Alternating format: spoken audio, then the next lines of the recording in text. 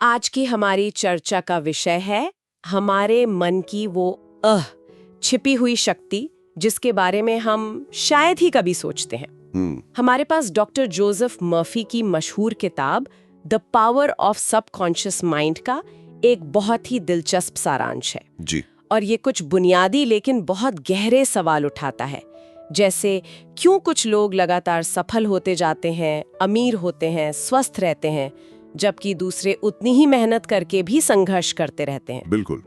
और स्रोत के अनुसार जवाब हमारे बाहर नहीं बल्कि हमारे अंदर ही छिपा है। हाँ।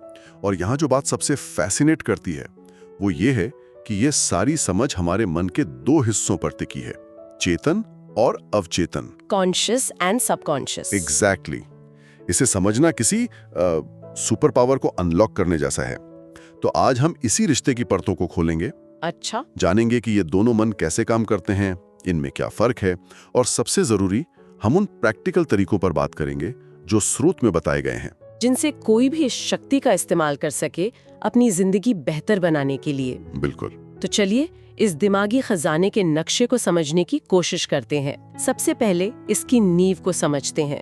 हमारा दिमाग, स्रोत कहता है कि ये दो स्तरों पर काम करता है। हाँ, चेतन मन यानी कॉन्शियस माइंड, और दूसरा अवचेतन मन, सबकॉन्शियस माइंड। और यहाँ एक चौंकाने वाला आंकड़ा दिया गया है जो सोचने पर मजबूर कर देता है। कौन सा? हमारे दिमाग की सिर्फ 10% शक्ति चेतन मन के पास है। सिर्फ 10%? हाँ, जबकि बाकी 90% शक्ति अवचेतन मन के कंट्रोल में है। और ज्यादातर लोग अपनी पूरी जिंदगी सिर्फ उस 10% शक्ति के सहारे ही निकाल देते हैं। मतलब उस 90% हिस्से से अनजान जो असल में उनकी जिंदगी को चला रहा है। बिल्कुल। 10 और 90, ये तो ऐसा है जैसे हमारे पास एक सुपर कंप्यूटर हो और हम उसे सिर्फ एक कैलकुलेटर की तरह इस्तेमाल कर रहे हो। बहुत अच्छा उदाहरण है, बिल्कुल ऐसा ही है। तो इन दोनों में बुनियादी फर्क क्या है? चेतन मन क्या करता है? देखिए, चेतन मन हमारा लॉजिकल दिमाग है।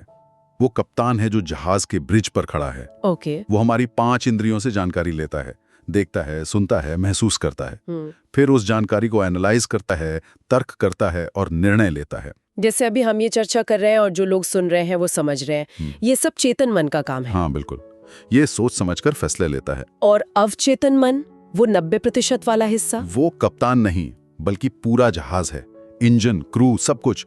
वो कोई सवाल नहीं करता, कोई तर्क नहीं करता। अच्छा। वो बस कप्तान यानी चेतन मन से मिले आदेशों को मानता है। आपके विश्वास, आपकी गहरी आदतें, आपकी भावनाएं, ये सब अवचेतन मन में बसे हुए हैं। ये आपके शरीर के उन सभी कामों को भी नियंत्रित करता है जिन पर आप ध्यान नहीं देते, जैसे आपकी दिल की धड़कन, आपकी सांसें। हाँ, ये सब। ये 24 घंटे काम करता है, तब भी जब आप सो रहे होते हैं। मुझे स्रोत की ये जहाज और कप्तान वाली उपमा बहुत अच्छी लगी। ये एक झटके में पूरी बात साफ कर देती है ना? बिल्कुल। तो इसका मतलब ये हुआ कि जो लोग सफल होते हैं वे सिर्फ मेहनत नहीं करते बल्कि वो अपने दिमाग की 100% शक्ति का इस्तेमाल करना सीख लेते हैं। आपने बिल्कुल सही पकड़ा। वे जानते हैं कि कप्तान को जहाज को सही दिशा में कैसे ले जाना है। एग्जैक्टली। वे चेतन मन से सही आदेश देना सीखते हैं ताकि उनका शक्तिशाली अवचेतन मन उन आदेशों को हकीकत में बदल सके। सारा खेल इसी तालमेल का है। तो फिर सबसे बड़ा सवाल यही है कि हम इस 90% वाले हिस्से से, इस विशाल जहाज से बात कैसे करें? इसकी भाषा क्या है? इसकी भाषा बहुत सरल है लेकिन बहुत शक्तिशाली भी। एक शब्द में कहूं तो सुझाव, सजेशन। सुझाव? हाँ, अवचेतन मन तर्क नहीं करता, इसलिए वो हर उस सुझाव को सच मान लेता है जिसे बार बार और गहरी भावना के साथ दोहराया जाता है। किताब में एक गायिका की बहुत अच्छी कहानी है। उसे स्टेज पर जाने से बहुत डर लगता था, जिसे स्टेज फ्राइट कहते हैं। हाँ, ये तो बहुत से कलाकारों के साथ होता है। बिल्कुल। तो उसने एक तकनीक अपनाई। वो दिन में कई बार, खासकर सोने से पहले, खुद को शांत करके दोहराती थी, मैं एक बेहतरीन गायिका हूँ, मैं शांत हूँ, संतुलित हूँ और मैं अपना बेस्ट परफॉर्मेंस देने वाली हूँ। और वो सिर्फ शब्द नहीं बोल रही थी बल्कि उसे महसूस भी कर रही थी। हाँ, यही सबसे जरूरी है। नतीजा, जब वो स्टेज पर गई तो उसका डर गायब था और उसने प्रतियोगिता में पहला पुरस्कार जीता। तो ये सिर्फ खुद से मतलब झूठ बोलना नहीं है बल्कि एक नए विश्वास को मन में डालना है। पर ये काम कैसे करता है? इसका कोई साइंटिफिक आधार भी है? हाँ है। अगर हम इसे बड़े परिप्रेक्ष्य से देखें तो हमारी आदतन सोच, यानी जो विचार हम दिन ब दिन अपने मन में दोहराते हैं, वो हमारे दिमाग में गहरे न्यूरल पैटर्न बना देते हैं। अच्छा। इसे ऐसे समझें जैसे खेत में पानी के लिए नाली बनाना। आप जितनी बार पानी बहाएंगे नाली उतनी ही गहरी होती जाएगी, है ना? सही बात है। ठीक वैसे ही जब आप बार बार कोई पॉजिटिव या नेगेटिव विचार सोचते हैं तो आपके दिमाग में उसका रास्ता पक्का हो जाता है। अवचेतन मन फिर उसी रास्ते पर चलने लगता है। तो इसीलिए कहते हैं कि पॉजिटिव अफर्मेशंस काम करती हैं। ये असल में दिमाग को रीवायर करना है। बिल्कुल, आप अपने दिमाग की वायरिंग बदल रहे हैं। ये बहुत दिलचस्प है। स्रोत में 2 दुनियाओं का भी जिक्र है, एक भीतरी दुनिया और एक बाहरी दुनिया। हाँ, और ये एक बहुत महत्वपूर्ण विचार है। बाहरी दुनिया में हमारे हालात, परिवार, दोस्त, नौकरी, ये सब आते हैं। ज्यादातर लोग बाहरी दुनिया पर सिर्फ रिएक्ट करते हैं। कुछ अच्छा हुआ तो खुश, कुछ बुरा हुआ तो दुखी। हाँ, लेकिन सफल लोग अपनी भीतरी दुनिया यानी अपने विचारों और भावनाओं को कंट्रोल करना सीखते हैं।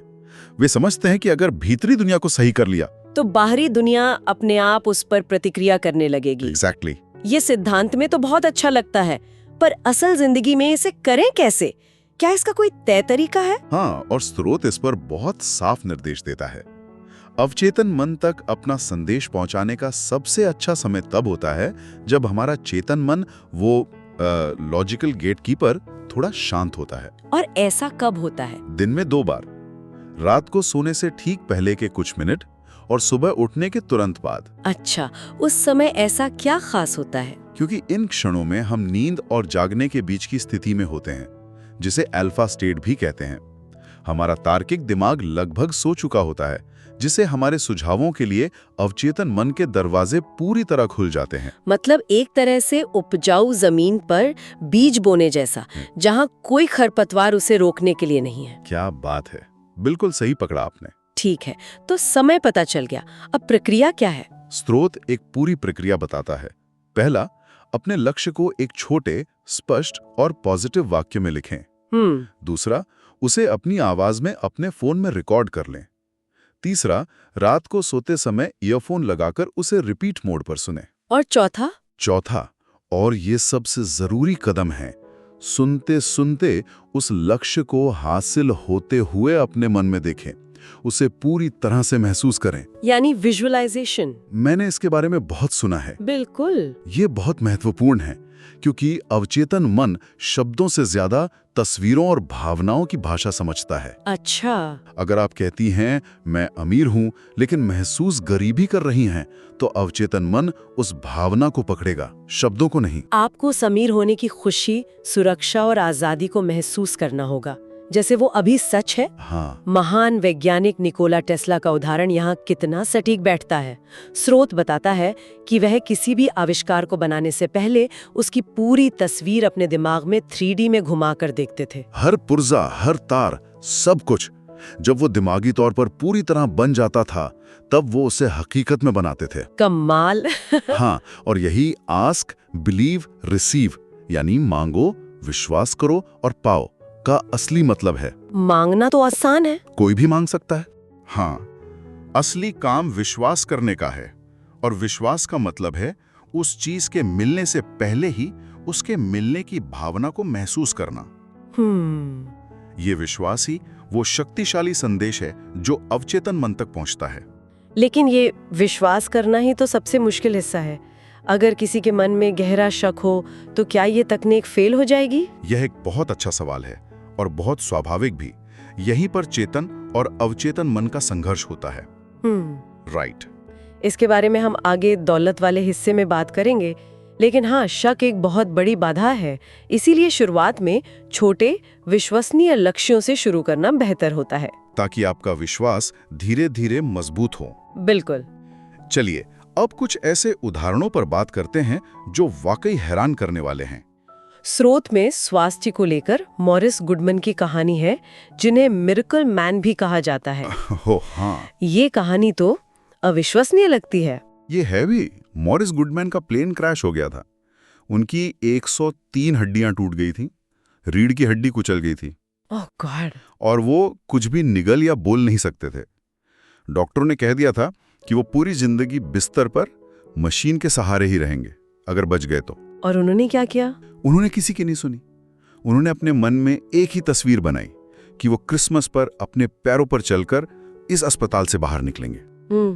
वो दिन में हजारों बार अपने अवचेतन मन को ये आदेश देते थे, वो कल्पना करते थे कि वो चल रहे हैं, सांस ले रहे हैं, सबसे बात कर रहे हैं। और नतीजा?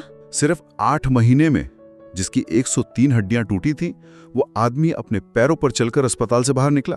ये सुनने के बाद मतलब कुछ पल के लिए शांत हो जाना चाहिए। ये कहानी तो विज्ञान की समझी हुई सीमाओं को चुनौती देती है। बिल्कुल। एक तार्किक दृष्टिकोण से ऐसा कैसे संभव हो सकता है? देखिए, हमारा अवचेतन मन हमारे शरीर की हर एक कोशिका से जुड़ा है और उसे कंट्रोल करता है। ये हमारे शरीर का मास्टर ब्लूप्रिंट अपने पास रखता है। ओके। जब कोई चोट लगती है तो हीलिंग की प्रक्रिया अवचेतन मन ही चलाता है। मॉरिस गुडमैन ने क्या किया? उन्होंने अपने विश्वास और विजुअलाइजेशन से उस हीलिंग प्रक्रिया को एक बहुत स्पष्ट और शक्तिशाली दिशा दी। उन्होंने अपने अवचेतन मन को एक नया स्वस्थ ब्लूप्रिंट दिया और कहा, मुझे ऐसा बनाओ। बिल्कुल। ये प्लेसिबो इफेक्ट का एक चरम उदाहरण है, जहां विश्वास ही दवा बन जाता है। ये तो सेहत से जुड़ा एक अविश्वसनीय उदाहरण है। पर क्या यही सिद्धांत दौलत या सफलता जैसी चीजों पर भी लागू होता है? होता है। क्योंकि कई लोग रोज सोचते हैं कि वो अमीर बन जाएं, पर ऐसा होता नहीं है। सिर्फ यह कहना कि मैं अमीर हूँ, ये काम क्यों नहीं करता? ये उसी शक वाले सवाल पर वापस आता है जो आपने पहले पूछा था। अच्छा। ये इसलिए काम नहीं करता क्योंकि आपका चेतन मन तुरंत विद्रोह कर देता है। आप कहती हैं मैं अमीर हूँ, और आपका तार्किक मन तुरंत कहता है झूठ, तुम्हारे बैंक अकाउंट में तो बस 1000 रुपए हैं, तुम्हारे ऊपर तो कर्ज है। हाँ, ये एक आंतरिक संघर्ष पैदा करता है। आपका चेतन और अवचेतन मन एक दूसरे से लड़ने लगते हैं और ज्यादातर मामलों में पुरानी मजबूत आदतें जीत जाती हैं। तो इसका समाधान क्या है? स्रोत कोई बेहतर तरीका सुझाता है? हाँ, एक बहुत ही व्यावहारिक तरीका। ऐसा वाक्य चुने जो आपके चेतन मन को लॉजिकल लगे और वो उसके खिलाफ न लड़े। जैसे? उदाहरण के लिए, मैं अमीर हूं कहने की बजाय आप ये कह सकती हैं, मैं हर दिन अपने काम को बहुत अच्छे से कर रही हूं और दिन ब दिन मेरी दौलत और समृद्धि बढ़ती जा रही है। ये सुनने में ज्यादा विश्वसनीय लगता है। बिल्कुल, क्योंकि ये एक प्रक्रिया की बात करता है, एक झटके में सच बदलने की नहीं। इस वाक्य से आपका तार्किक मन भी सहमत हो सकता है और ये संघर्ष को खत्म कर देता है। हाँ, और आपके चेतन और अवचेतन मन को एक ही दिशा में काम करने देता है। पैसे को लेकर हमारी मानसिकता के बारे में भी इस स्रोत में कुछ कहा गया है? हाँ, और ये बहुत जरूरी है। कई लोगों के मन में पैसे को लेकर नेगेटिव विचार होते हैं, जैसे पैसा सारी बुराई की जड़ है, या अमीर लोग बेईमान होते हैं। बिल्कुल। जब तक ये विश्वास अवचेतन मन में है, आप कभी अमीर नहीं बन सकती, क्योंकि आपका मन खुद ही पैसे को आपसे दूर धकेलेगा। तो सही सोच क्या है? स्रोत कहता है कि पैसा बिजली की तरह न्यूट्रल होता है, ना अच्छा ना बुरा। इसका उपयोग तय करता है कि ये कैसा है। सही बात है। बिजली से किसी का घर रोशन भी हो सकता है और किसी को करंट लगाकर मारा भी जा सकता है, पर बिजली बुरी नहीं है। इस सोच से पैसे को लेकर कई मानसिक बाधाएं दूर हो सकती हैं। और सच्ची सफलता के लिए स्रोत में 3 कदम बताए गए हैं। जी, पहला, वो काम करें जिससे आप सच में प्यार करती हैं। और तीसरा ये कि आपकी सफलता सिर्फ आपके लिए ना हो। बिल्कुल, आपका लक्ष्य सिर्फ पैसा कमाना नहीं, बल्कि मानवता के लिए भी कुछ योगदान देना होना चाहिए। एक स्वार्थी लक्ष्य कभी भी सच्ची और स्थायी सफलता नहीं दिला सकता। तो ये शक्ति सिर्फ अच्छी चीजों को अपनी ओर खींचने के लिए नहीं है, बल्कि बुरी चीजों से छुटकारा पाने के लिए भी है, जैसे डर या बुरी आदतें। निश्चित रूप से, ये एक ही सिक्के के 2 पहलू हैं। स्रोत में पानी से डरने वाले एक बच्चे का उदाहरण है। वो गलती से स्विमिंग पूल में गिर गया था और तब से उसे पानी से बहुत डर लगने लगा। उसकी माँ उसे लेखक के पास लेकर आई। उन्होंने उसे हर दिन रात को सोने से पहले ये कल्पना करने को कहा कि वो तैर रहा है, पानी में खेल रहा है और बहुत मजे कर रहा है। और इसका असर हुआ? कुछ ही हफ्तों में उसका डर पूरी तरह गायब हो गया और वो तैरना सीखने के लिए तैयार हो गया। तो उन्होंने एक नकारात्मक अनुभव की याद को एक शक्तिशाली सकारात्मक कल्पना से बदल दिया। बिल्कुल। अब चेतन मन में उस नई सुखद तस्वीर को सच मान लिया और डर की पुरानी प्रोग्रामिंग को मिटा दिया। यही सिद्धांत शायद माफी के लिए भी लागू होता होगा। जब हम किसी को माफ नहीं कर पाते तो हम एक नकारात्मक भावना को पकड़कर बैठ जाते हैं। बिल्कुल सही। स्रोत के अनुसार किसी को माफ न करना जहर की एक बोतल पीने और यह उम्मीद करने जैसा है कि सामने वाला मरेगा। वाह! असल में नुकसान हमारा ही होता है। जब हम किसी को माफ करते हैं तो हम असल में खुद को उस भावनात्मक बोझ से आजाद करते हैं। ये हमारे मन और शरीर के लिए एक दवाई की तरह है। हाँ, और सबसे पहले खुद को माफ करना जरूरी है अपनी गलतियों के लिए। तो आज की इस लंबी और गहरी चर्चा का सार क्या निकलता है? सार यह है कि हमारे अंदर एक ऐसा खजाना छिपा है जिसके बारे में हम जानते तक नहीं, हमारा अवचेतन मन। ये कोई जादू टोना नहीं है, बल्कि एक शक्तिशाली मानसिक सिस्टम है जो हमारे विश्वासों, सुझावों और सबसे ज्यादा हमारी कल्पना और भावनाओं पर काम करता है। जैसा कि स्रोत बार बार कहता है, हमारी भीतरी दुनिया ही हमारी बाहरी दुनिया को आकार देती है।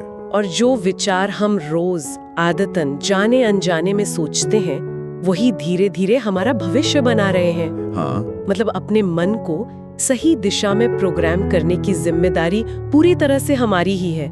ये एक बहुत बड़ी जिम्मेदारी भी है और एक बहुत बड़ी आजादी भी। बिल्कुल, चुनाव हर पल हमारा है। जाते जाते एक विचार, स्रोत के अनुसार हम अपनी जिंदगी का लगभग 1/3 हिस्सा सोने में बिताते हैं, और ये वो समय है जब हमारा अवचेतन मन सबसे ज्यादा सक्रिय और ग्रहणशील होता है।